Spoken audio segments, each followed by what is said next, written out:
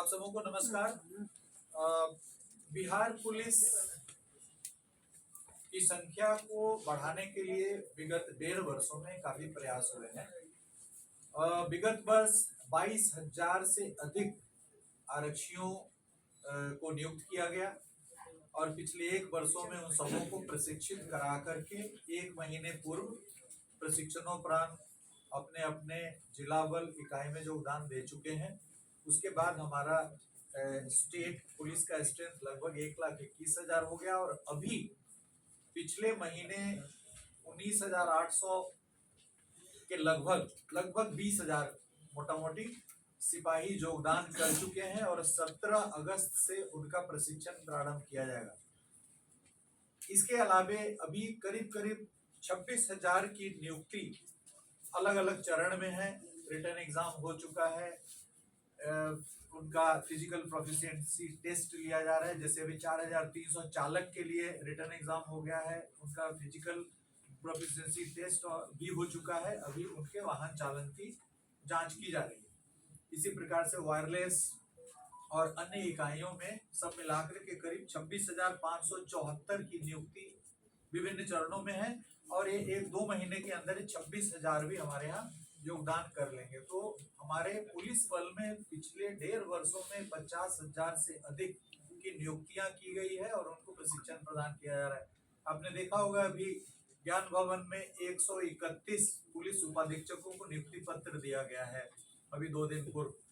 तो हर पंक्ति में पुलिस उपाधीक्षक हो, सब इंस्पेक्टर हो, कांस्टेबल हो, वायरलेस ऑपरेटर हो, पिछले 1.5 वर्षों में नियुक्तियां काफी भरपूर की गई हैं और 50,000 से अधिक, जो हमारे पुलिस बल का लगभग 40% है।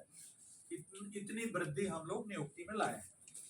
इसके ये तो मानव बल हो गया। मानव बल के आगे यदि हम भवनों की ओर जाएं, जो आधारभूत संरचना की ओर जाएं, तो आधारभूत संरचनाएं काफी दृष्टिगोचर हो रही हैं पूरे राज्य भर में। आप कहीं भी जाएंगे तो 4 मंजिला थाना भवन आपको देखेगा। यदि आप पटना में भ्रमण करेंगे तो एसके पुरी जो दीघा रोड है उस पर एक विशाल भवन बन के तैयार है, कार्यरत है। कंकरबाग थाना बना है, आलमगंज थाना बना है। तो बहुत सारे ट्रैफिक थाने हमारे 3 है, गांधी मैदान ट्रैफिक थाना, बाईपास, 0 माइल, तीनों भवन बन के तैयार है, शिफ्ट भी हो चुका है। तो इंफ्रास्ट्रक्चर पे पिछले 2-3 वर्षों में काफी कार्रवाई हुई है। लगभग 600 नए थाना भवनों का निर्माण किया गया है। इसके अलावा डायल 112 के लिए ERSS के लिए 172 करोड़ की योजना स्वीकृत हुई है राजीव नगर में। उसका अब टेंडर के स्टेज में है, जल्द ही निर्माण शुरू किया जाएगा। साइबर, अभी आपने सुना कि साइबर अपराध अत्यंत चुनौतीपूर्ण है आज की तिथि में। पारंपरिक अपराधों से अलग हट करके इसकी बारंबारता भी काफी अधिक है। जो हमारे नागरिक हैं वो लक्षित किए जा रहे हैं और बिहार में बैठ करके आप पूरे विश्व के नागरिकों को यहाँ से लक्षित कर सकते हैं। काफी चुनौतीपूर्ण है पूरे विश्व के लिए, सिर्फ बिहार के लिए ही नहीं, देश के लिए नहीं। लेकिन बिहार उन अग्रणी राज्यों में से है जहां पर प्रत्येक जिले में साइबर थाना कार्यरत है। सभी साइबर थाना हमारे DYSP की स्तर के पदाधिकारी की अध्यक्षता में चल रही है और लगभग 90% से अधिक जो हमारे DYSP हैं वो बीटेक है, IT, कंप्यूटर, इलेक्ट्रॉनिक्स में।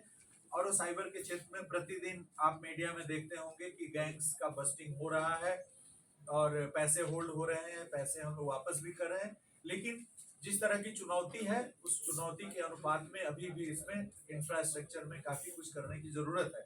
में एक बिल्डिंग की स्वीकृति हुई है और उसका टेंडर करके जल्द ही एक काफी विस्तृत एक विशाल भवन साइबर इकाई को व्यवस्थित करने के लिए वहां पर बनाया जाएगा।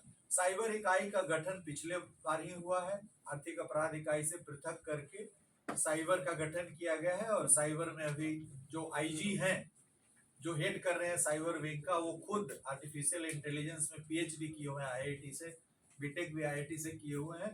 तो हम लोगों के पास जो मैन पावर है, जो चुनौती है, उसके समानुपात में हमारे पास मैन पावर है, उनकी भी ट्रेनिंग हम कर रहे हैं।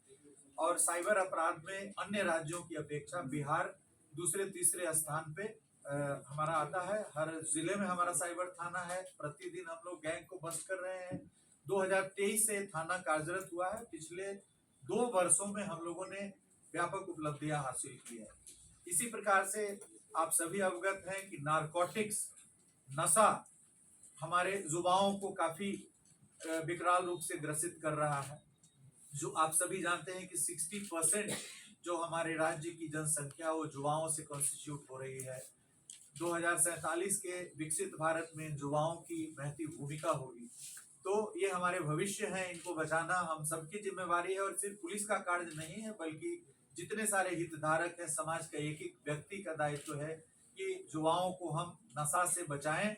ये सिर्फ पुलिस का काम नहीं है। पुलिस पिछले वर्ष की तुलना में और उसके पिछले वर्ष की तुलना में जितनी मात्रा में हम लोगों ने नारकोटिक्स जब्त किया है, 2 गुना 3 गुना मात्रा में जब्त किया है। कई गुना गिरफ्तारियां हुई है, चाहे वो नॉर्थ ईस्ट के अभियुक्त हों, नेपाल के हों, बाहर के अभियुक्त सबों की गिरफ्तारी लगातार हो रही है।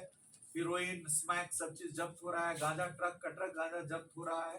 तो पुलिस काम कर रही है, लेकिन सिर्फ पुलिस के बूते की ये चीज नहीं है। पूरे समाज को आगे आकर के इससे लड़ना पड़ेगा। सरकार के एक एक विभाग को इसमें कंधे से कंधे मिला करके काम करना पड़ेगा, समन्वय के साथ काम करना पड़ेगा, तभी जाकर के हम इस विकराल समस्या से सफलतापूर्वक जूझ सकते हैं। तो इसमें भी हमारा एक नारकोटिक्स वर्टिकल अलग से एक इकाई गठित की गई है और यह इकाई जो है उसके जो प्रभारी हैं, प्रभाग के प्रभारी हैं, वो डीजी रैंक के पदाधिकारी हैं, डीजी पंक्ति के पदाधिकारी द्वारा हेडेड है। और यह इकाई भी काफी बृहत रूप से कार्यरत है और अलग से इसमें एंटी नारकोटिक टास्क फोर्स है, उसके द्वारा भी कार्रवाई की जा रही है। इसके लिए भी भवन की व्यवस्था की जा रही है। तो आपने देखा कि हम लोगों ने जो 2 चुनौतीपूर्ण कार्य हैं, साइबर और नारकोटिक्स, इसके लिए पृथक विंग हम लोगों ने पिछले साल क्रिएट किया है और उसमें काफी कारगर जो प्रभारी पदाधिकारी हैं, जो उसमें काफी रुचि रखते हैं, उनको पोस्ट किया गया है और एक पूरा व्यवस्था एक विकसित किया जा रहा है। अभी प्रारंभिक चरण में है, आने वाले दिनों में पूरा इसका भवन बनेगा। मैन पावर की व्यवस्था प्रशिक्षित मैन पावर की जाएगी। इसके अलावे आपने सुना कि अभी जो हमारी एक बहुत बड़ी समस्या है वो हमारे जो बच्चे हैं, वो भी हमारे भविष्य हैं। बच्चों की ट्रैफिकिंग, बच्चों के द्वारा कृत अपराध, बच्चों के विरुद्ध किए गए अपराध, महिलाओं के विरुद्ध जो हमारी बच्चियां उनके विरुद्ध अपराध, ये भी एक चुनौतीपूर्ण कार्य है। व्यापक कार्यशाला महाधिवक्ता महोदय के नेतृत्व में, जिसमें माननीय उच्च न्यायालय, माननीय सर्वोच्च न्यायालय, सब लोग हम लोग मिल करके ट्रैफिकिंग और मिसिंग चिल्ड्रेन है, जो बच्चे गुम हो जा रहे हैं, उस पर हम लोग कार्य कर रहे हैं। अभी परसों की बात है, एक 3 साल का बच्चा मुंगेर से, आप लोगों ने देखा होगा जो मीडिया में है, 3 साल के बच्चे को उठा लिया और एक गाड़ी से लेकर के और पंजाब की ओर जा रहा था। वो इंटरसेप्ट हुआ भोजपुर में, 5 लोग गिरफ्तार हुए। लखीसराय में एक व्यक्ति गिरफ्तार हुआ और 3 वर्ष की बच्ची बरामद की गई। पंजाब के जो ट्रैफिकर्स थे वो पंजाब के रहने वाले थे, 4 की संख्या में आए थे। गाड़ी बदल लिया, जिस गाड़ी से अपहरण किया गाड़ी बदल लिया, दूसरे गाड़ी से जा रहे। तो इस समस्या बहुत विकराल है, स्थानीय समस्या नहीं है, ये अंतरराष्ट्रीय आयाम है इसके, ट्रैफिकिंग के, चाइल्ड मिसिंग चाइल्ड के, और इसमें गैंग्स काम कर रहे हैं। तो इसमें भी जब तक जो हमारे पंचायती राज के प्रतिनिधि है, हमारी पहुंच एकदम गांव-गांव तक है। हमारे पंचायत में मुखिया है, वार्ड सदस्य है, सरपंच है, पंच है, सभी इलेक्टेड प्रतिनिधि हैं। तो यदि सिर्फ पुलिस के भरोसे हम रहेंगे कि नहीं, तो पुलिस की समस्या है, जो भी हमारे समाज के प्रबुद्ध नागरिक है, यदि वो समझेंगे कि नहीं पुलिस ही एकमात्र एजेंसी है जिसकी ये समस्या, हमें क्या लेना देना है, चलो पुलिस की खिंचाई करो, तो इससे नहीं होगा। ये जो समस्या है ये हर विभाग की समस्या है, कोई भी ऐसा विभाग नहीं है जिसको हम इससे नहीं जोड़ सकते हैं।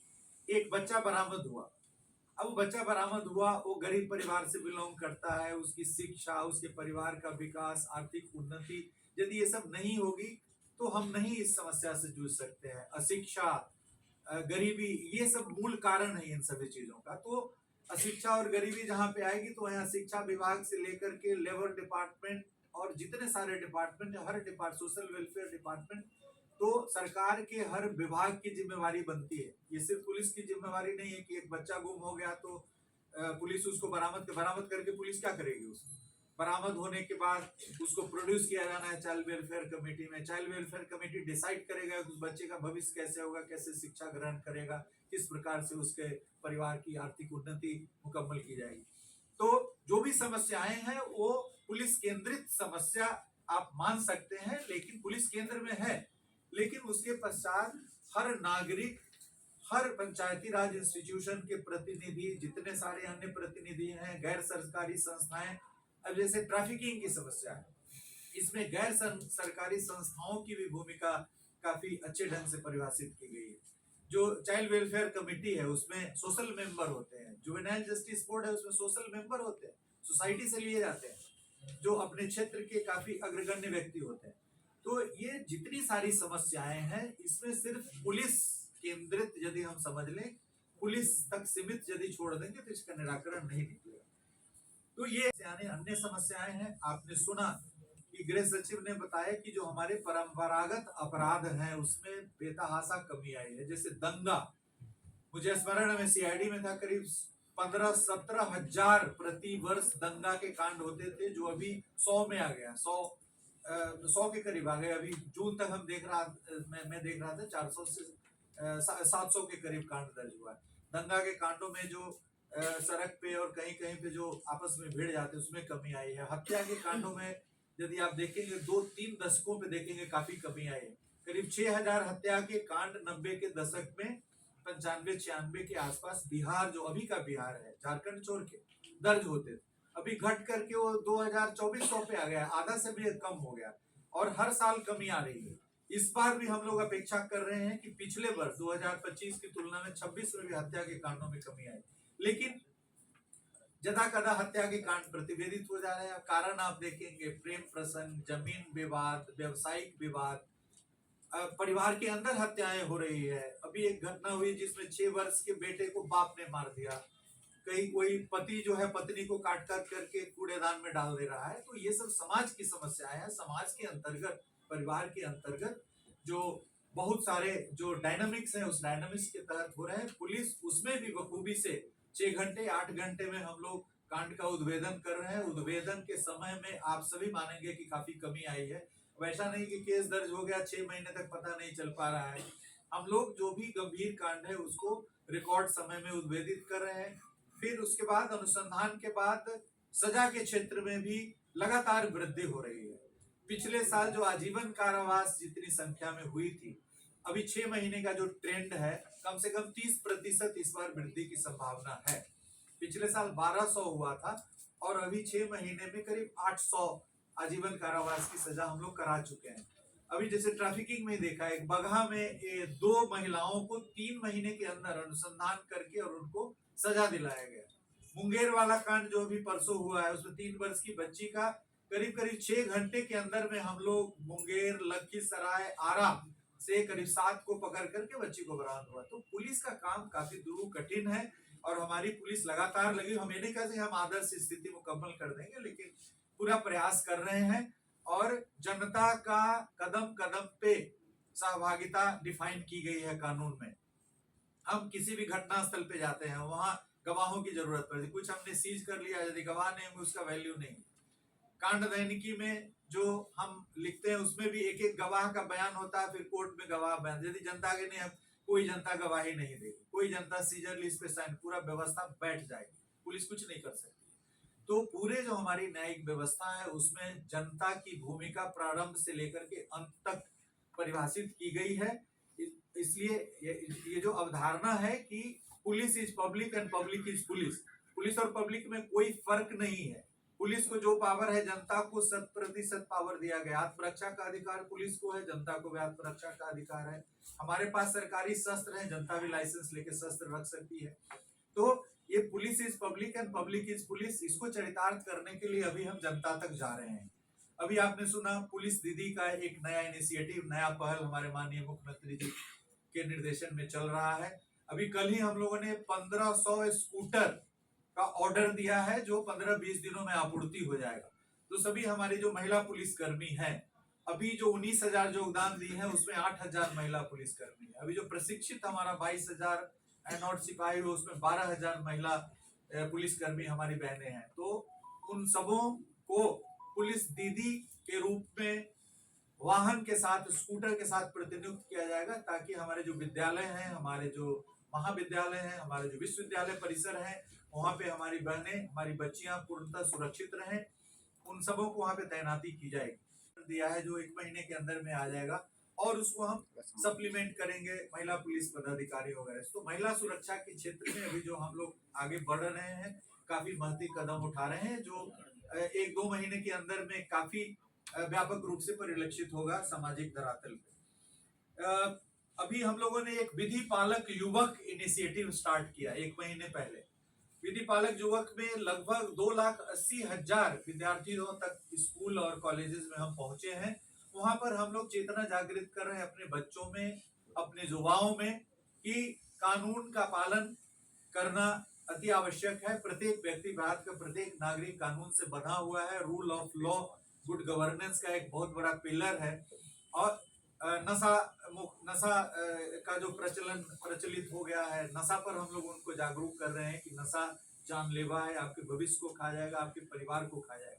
अन्य अपराध से एक व्यक्ति प्रभावित हो रहा है, लेकिन नशा से व्यक्ति प्रभावित हो रहा है, बर्बाद हो जा रहा है, उसका भविष्य बर्बाद हो जा रहा है, पूरा परिवार परेशान हो जा रहा है, पूरा परिवार आर्थिक रूप से विनष्ट हो जाता है। उसके बाद तब समाज में वो व्यक्ति प्रवेश करता है। चोरी छीनते, आज आप देख रहे होंगे कि जो नशा से जो पीड़ित व्यक्ति है, वो कुछ भी छीन छोड़ करके और नशा का एक पुड़िया खरीदने के लिए उद्यत रहता है, और नशे के आलम में वो कुछ भी अपराध कर सकता है। वो समझ नहीं पाता है कि इसका कंसिक्वेंसेस क्या है, परिणाम क्या है, हमारे एक्शंस के परिणाम क्या हो रहे हैं। तो ये नशा जो है वो हमारे समाज के एक एक व्यक्ति के लिए चिंता का विषय है, ना कि सिर्फ पुलिस के लिए है और विभागों के लिए है। तो इसके लिए हम लोग युवाओं तक जा रहे हैं।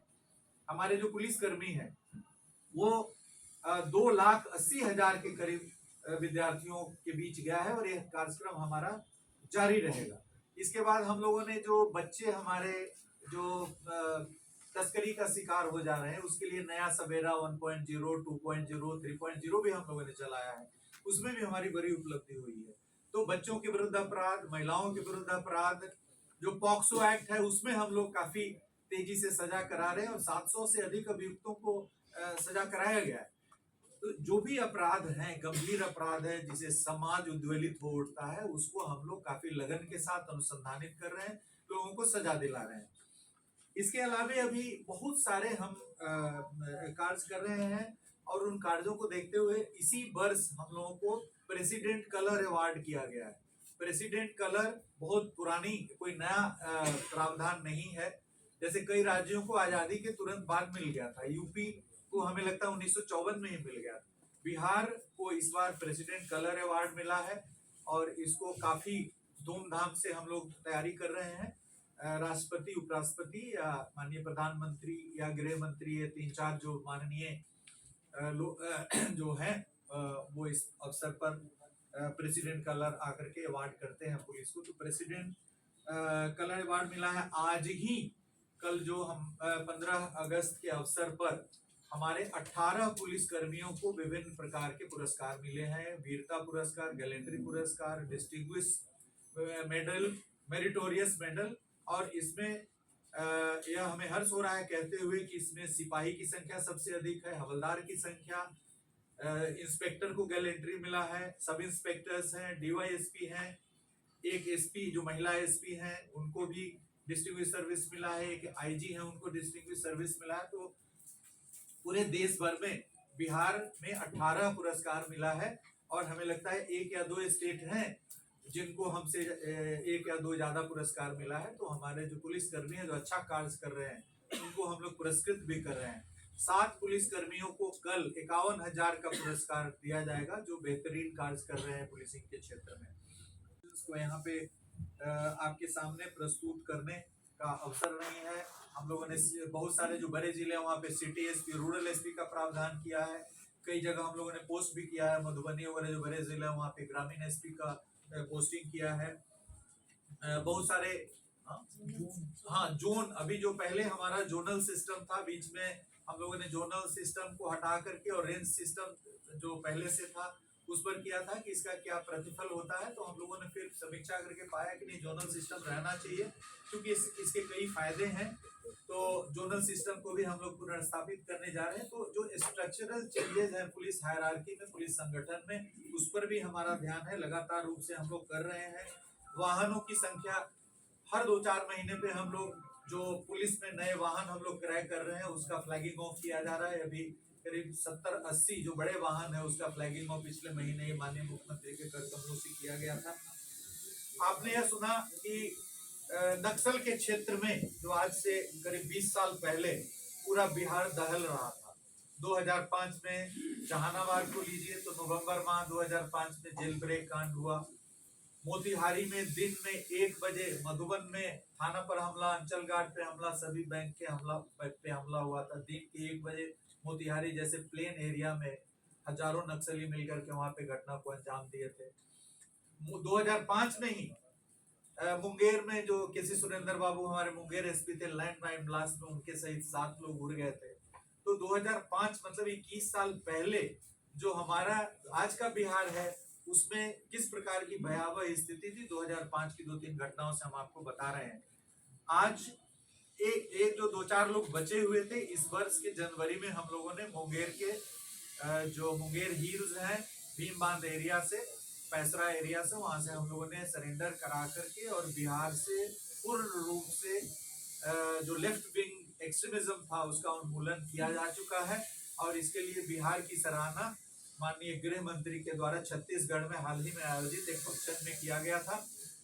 डीजीपी और बिहार पुलिस की पूरी टीम को वहां पे शॉल से सम्मानित किया गया था कि आपने बेहतरीन काम किया है। अब हमारी जो चुनौती ये है कि जो नक्सल के प्रभाव से जो क्षेत्र मुक्त हुए हैं वहां पे विकास की हर प्रकार की जो संभावनाएं हैं उसको हम लोग दोहित करें, वहां पे उसका दोहन करें, चाहे टूरिज्म हो, रोड का नेटवर्क स्थापित करना हो, शिक्षा के क्षेत्र में वहां पे स्कूल कॉलेजेस खोल करके शिक्षा का अलग जगाना हो। तो हर प्रकार से उन क्षेत्रों में गरीबी और अशिक्षा को दूर करने का हम लोग अभियान चला रहे हैं। वहाँ के जो परिवार हैं उनको बहुत सारी जो योजनाएं हैं, लाभकारी योजनाएं हैं, उनसे उन्हें संबद्ध किया जा रहा है ताकि उनकी गरीबी दूर हो, आर्थिक उन्नति हो, ताकि भविष्य में किसी भी प्रकार की फिर से नक्सल पुनर्जागरण की कोई समस्या ना हो। तो नक्सल समस्या से हम लोग one of the first states हैं जिन्होंने नक्सल समस्या से काफी तेजी से निपटा। जैसे 2005 में पटना भी ग्रसित था, आप सभी अवगत हैं, लेकिन 2-3 वर्षों में ही हम लोगों ने 2010 के पहले पटना को फ्री कर लिया, जहानाबाद अरवल वगैरह फ्री कर लिया, 4 जिलों में कुछ था उसको समाप्त किया। आपने देखा होगा कि विगत वर्ष नवंबर में विधानसभा चुनाव हुआ। विधानसभा चुनाव की तिथि को कोई भी हिंसा कहीं नहीं हुई, कहीं कोई घायल भी नहीं हुआ, जख्मी भी नहीं हुआ, पूर्ण रूप से शांतिपूर्ण निष्पक्ष रूप से हम लोगों ने चुनाव संपन्न कराया। और जिन मतदान केंद्रों पर 2-3 दशकों से मतदान नहीं हुआ था उनको रिलोकेट करके प्लेन एरिया में लाया जाता, वहां पे भी हम लोगों ने मतदान कराया, वहीं पे मतदान कराया। एक दिन पहले हमारे सभी मतदान कर्मी, सुरक्षा कर्मी वहां पे जा करके कैंप किए और अगले दिन मतदान कराया और वहां पे 60% 70% शांतिपूर्ण ढंग से मतदान हुआ। कोई भी घटना मतदान की तिथि को घटित नहीं हुई। तो काफी अच्छे ढंग से चुनाव संपादित किया गया, असेंबली चुनाव संपादित किया गया। तो बिहार में जो विधि व्यवस्था की स्थिति है, अपराध की स्थिति है, वो अपेक्षाकृत कंपैरेटिव ढंग से आप देखेंगे तो बेहतरी की ओर है। घटनाएं छिटपुट होती रहती हैं, उसमें हम ये देख रहे हैं कि उसमें हमारा रिस्पांस फास्ट से फास्ट हो, जल्द से जल्द हमको उद्वेलित करें। तो जो पुलिस का ढांचा है उसमें भी काफी हम लोग अच्छे कार्य किए हैं। जो गिरफ्तारियां हैं, तो गिरफ्तारी अभी जून तक का जो फिगर है 2 लाख से अधिक गिरफ्तारियां अभियुक्तों की हुई है।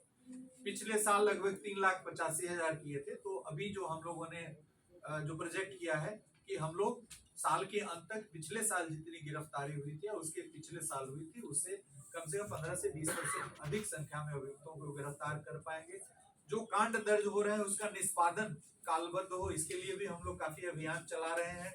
लगातार कांडों के निष्पादन पे बल दे रहे हैं और प्रति माह कम से कम 4 से 5 हजार अतिरिक्त कांडों का निष्पादन करें, उसमें घटोत्तरी हो रही। करीब 4.25 लाख से अभी 3 लाख के करीब हमारा कांड का पेंडेंसी है। कांड का यदि हम जल्दी से निष्पादन कर दें, अनुसंधान कर दें, तो जनता को राहत मिलती है, अभियुक्त को भी राहत मिलती है। जल्दी से ट्रायल करके चाहे एक्विटल हो या सजा हो, वो भी निश्चिंत हो जाते हैं, और जो विक्टिम है उसको भी राहत मिलती है कि एक कांड का अनुसंधान तेजी से हुआ।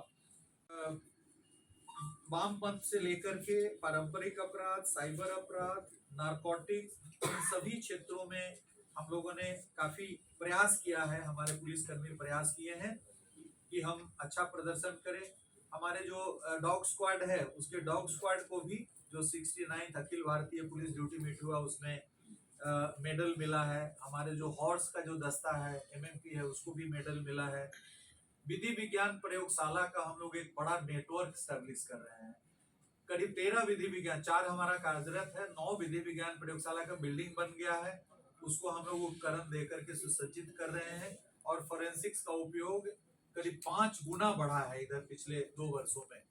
अभी पहले हम लोग आज से 20 साल पहले जाएं तो करीब 1000 के करीब कांडों में हम लोग विधि विज्ञान की सहायता दे पाते थे। आज की तिथि में ये बढ़ करके 20,000 से अधिक हो गया, 20 गुना वृद्धि हुई पिछले 15 वर्षों में।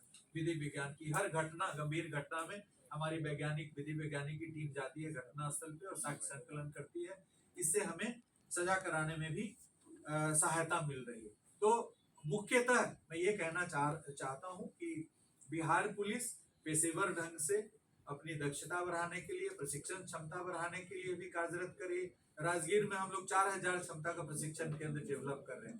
अभी हम लोगों ने बांका में, बेतिया में जमीन लिया है नया प्रशिक्षण केंद्र खोलने के लिए। सिमुलतला में प्रशिक्षण केंद्र में बाउंड्री का काम चल रहा है, भवन का निर्माण होगा। तो हमारा लक्ष्य है कि जो प्रति वर्ष कम से कम 15,000 से 20,000 ट्रेनिंग क्षमता हमारे सिपाही का हो। और हमारा जो बिहार पुलिस एकेडमी राजगीर है, लगातार 2 वर्षों में 2021 और 22 में उसको पूर्वी भारत का सर्वोत्कृष्ट संस्थान का दर्जा दिया गया है केंद्र सरकार के द्वारा। तो हमारे जो सब इंस्पेक्टर DYSP का प्रशिक्षण केंद्र है वो भी काफी अच्छे से कार्य कर रहा है। और सिपाही प्रशिक्षण केंद्र पर भी अभी हम लोग व्यापक रूप से उसके विस्तार की योजना ही नहीं बनाए हैं, बल्कि उसको धरातल पे लाने का काम कर रहे हैं। तो that's it from my side. सुन लिया जाए। डीजी सवाल ले लीजिए, सवाल ले लीजिए। मैंने सब नहीं सुना। 90 में 6,000 हो रहा था, अभी 2024 आ गया। ठीक था, मैंने मान लिया, लेकिन आपका सब कुछ ठीक ठाक है तो पुलिस फर्जी इनकाउंटर क्यों करती है? सरकार को सरकारी नौकरी क्यों देनी पड़ती है और मुआवजा क्यों देना पड़ता है? वो स्पष्ट कर दीजिए। देखिए, आपका जो कहना है ये हम समझ रहे हैं कि आप क्या संकेत कर रहे हैं। उसमें जुडिशियल इंक्वायरी हो रहा है, पुलिस ने अनुसंधान किया है। जहां कहीं पुलिस का जो कार्य है वहां पे पूरा प्रावधान किया गया, पूरा चेक्स एंड बैलेंसेस है। तो जहां कहीं हमारा उसमें जिस पुलिसकर्मी ने एक्सेस बल का प्रयोग किया उसको हम लोगों ने गिरफ्तार किया, उस पर कांड ट्रू किया है और अन्य पुलिसकर्मियों पे जांच चल रहा है।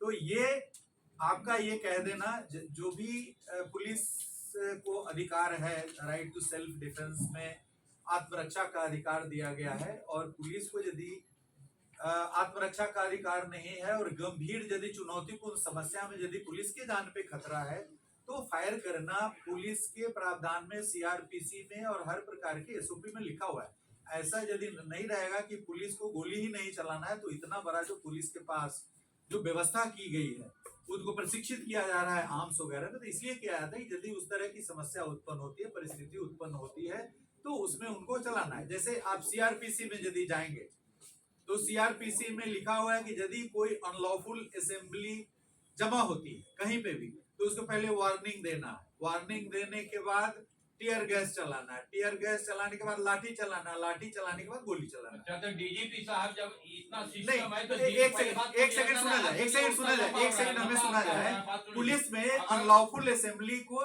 जैसे ही अनलॉफुल असेंबली हो जाता है, आगजनी करने लगता है, पत्थर चलाने लगता है, तो लिखा हुआ है। लेकिन हम लोग इतने सारे प्रोवोकेशंस आने के बाद, जो सब आप मानेंगे, उसके बाद भी हम लोग, चूंकि जो भी जनता है और जनता और पुलिस अलग नहीं है, हम भी एक जनता का हिस्सा, हम भी एक नागरिक है।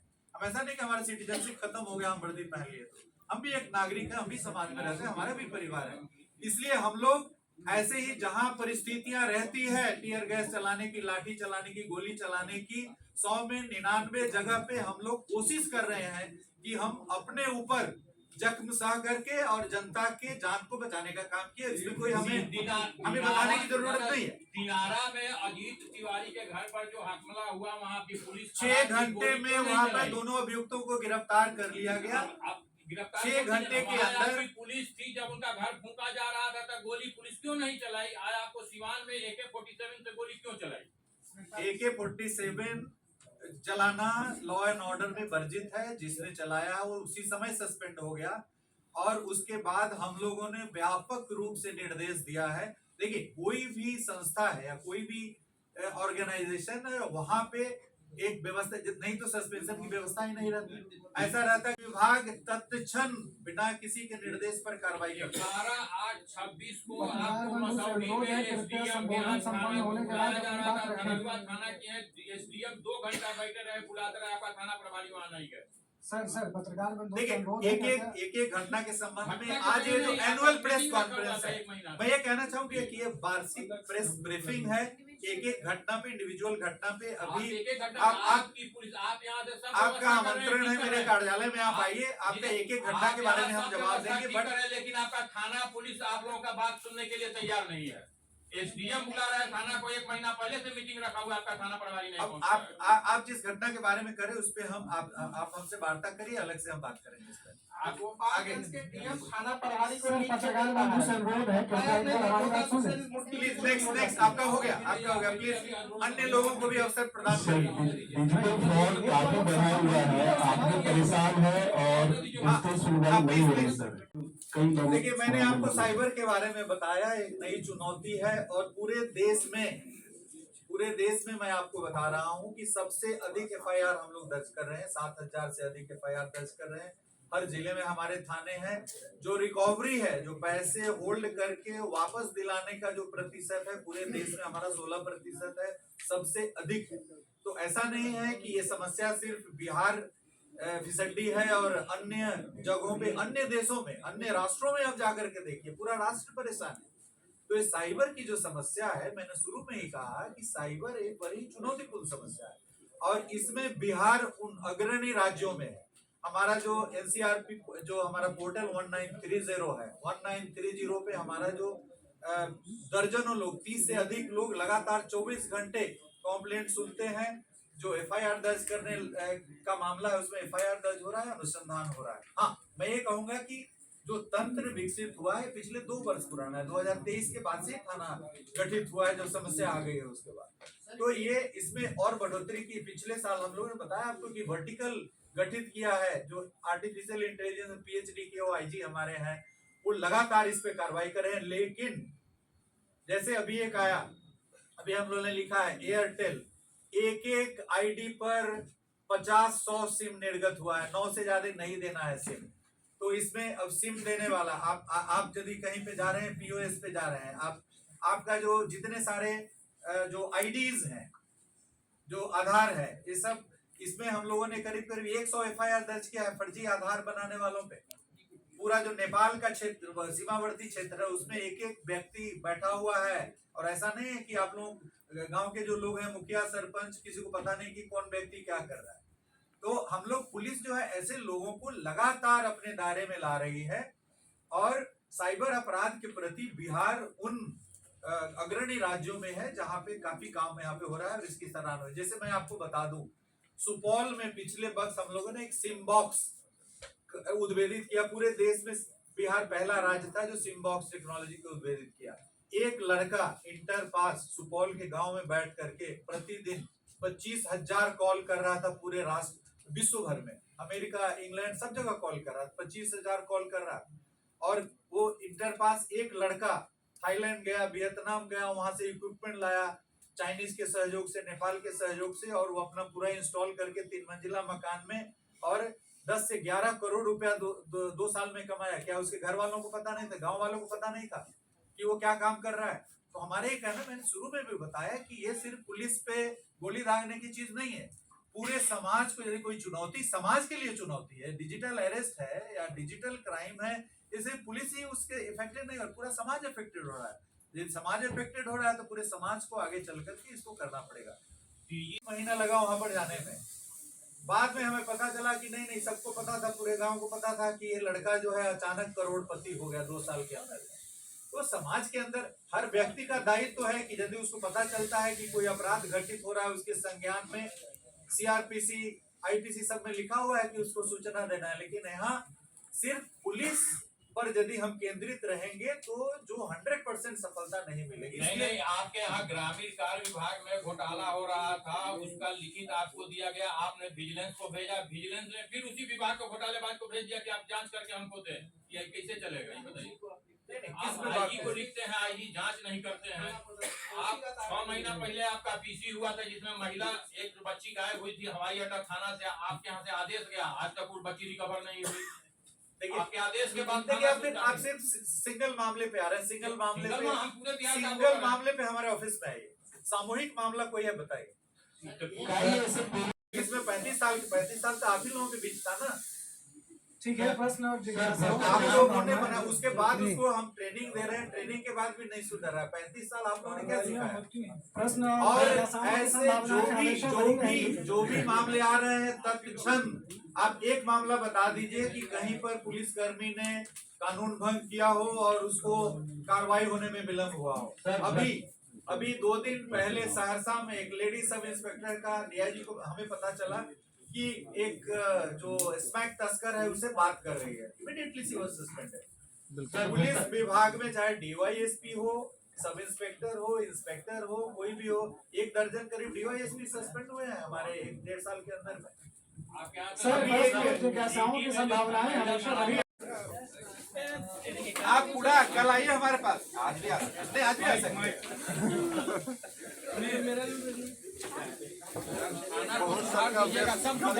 थाना में ऐसे बैठे हुए हैं शास्त्री नगर थाना के ले लीजिए, मैच बिकवा रहा है मजार गली। आप हमारे पास एक बार भी नहीं आए। 4 बार मिले हैं। कितना दिन हो गए? अरे आ जाएंगे सर, आज आइए। आपके पास बहुत सूचना है।